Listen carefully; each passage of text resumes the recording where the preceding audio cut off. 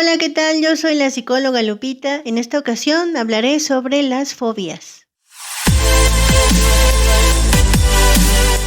Primero tenemos que entender que el miedo es una emoción que nos prepara para huir o enfrentarnos a algo pues que percibimos como una amenaza, como que estamos en peligro. Pero este miedo puede convertirse en una fobia o en un miedo, digamos, exagerado cuando nos limita o cuando nos invade por completo, es decir, cuando nos paraliza y ya ni huimos ni luchamos, sino que nos quedamos paralizados o gritamos o entramos en una crisis de ansiedad. Eso se puede convertir en el miedo, en una fobia.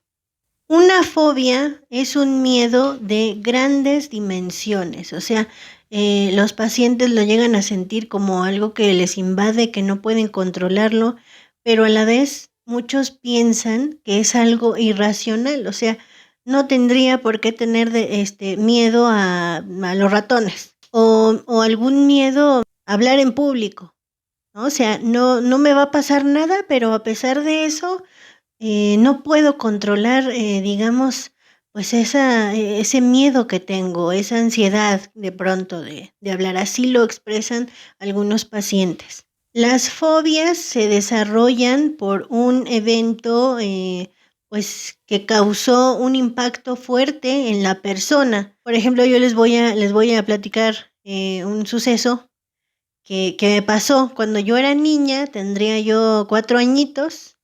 Mi mamá gritaba si veía algún insecto. Y entonces yo asocié los gritos de mi mamá con el insecto y entonces a mí también me empezó a dar miedo.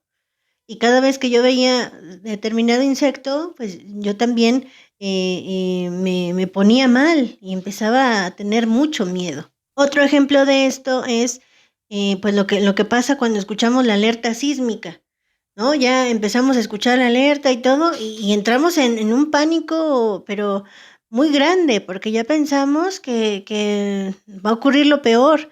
Y esto ha sido por los antecedentes que hemos tenido de grandes terremotos aquí en nuestro país, en México.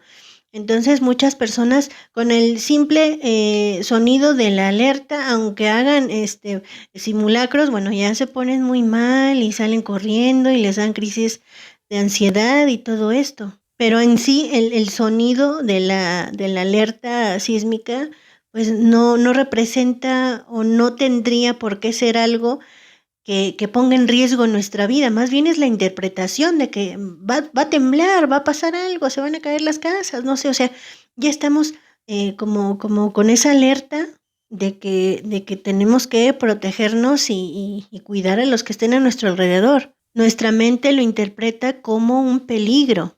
El tratamiento de las fobias consiste en técnicas de desensibilización sistemática dentro de la terapia cognitivo-conductual.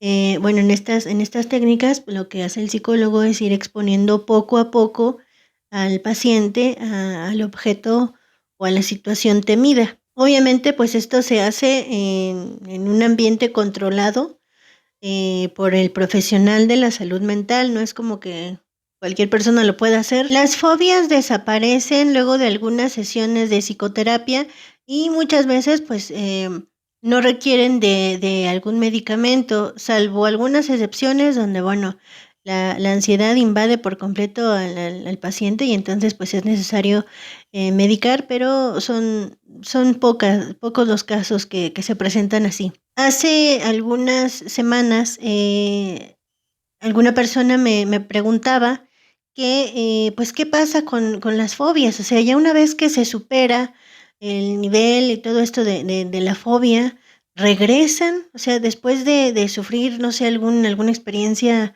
importante, ¿regresa el miedo? ¿Qué es lo que pasa, no? Y aquí es muy importante saber que en ciertas ocasiones pudiera regresar el miedo, pero ya no es con la misma intensidad, ni el miedo ni la ansiedad, porque la persona ya después de las sesiones de psicoterapia y de un trabajo pues constante ya tiene herramientas suficientes para enfrentar esa situación. A lo mejor sí, no sé, el ejemplo de la alerta sísmica que les pongo, ¿no? Tal vez después de 7, 8 sesiones de trabajo psicoterapéutico, a lo mejor pasan 3 meses, 4 meses y ya no están bien, están, digamos, en remisión. Pero luego vuelve a sonar la alerta sísmica y vuelve a detonar eso en los pacientes, incluso hasta 1 año después o 5 años después. Vuelve a detonar el miedo, pero ya no con la misma intensidad, ya no de esa misma manera tan paralizante, porque ya tienen las herramientas para enfrentarlo, ¿no? Ya saben ellos, pues cómo respirar, cómo actuar, cómo hacer frente a esa situación. Y bueno, pues con esto me despido. Muchísimas gracias. Nos vemos en el siguiente podcast. Hasta pronto.